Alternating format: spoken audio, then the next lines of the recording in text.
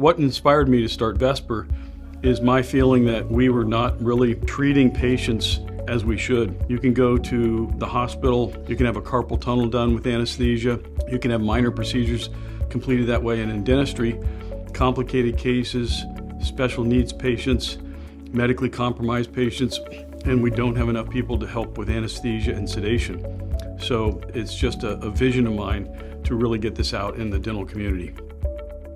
Hi, I'm Dr. Scott Sayre. I'm the founder of Vesper Institute.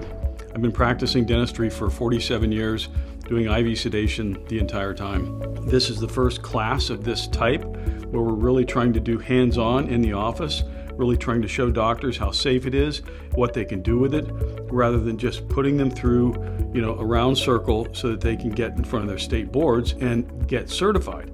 Just because you're certified doesn't mean you're safe. It doesn't mean that you understand how to do it. We're trying to make sure that these doctors can really implement this in their office. The cases that we have these doctors do are varied. They're longer, shorter. We will show them things that maybe in their offices the first couple years, this is what you should not do.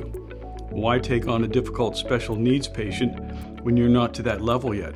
Why take on an older patient or a medically compromised patient when you're not ready for that? We want them to see all of these things so that they know where their boundaries are.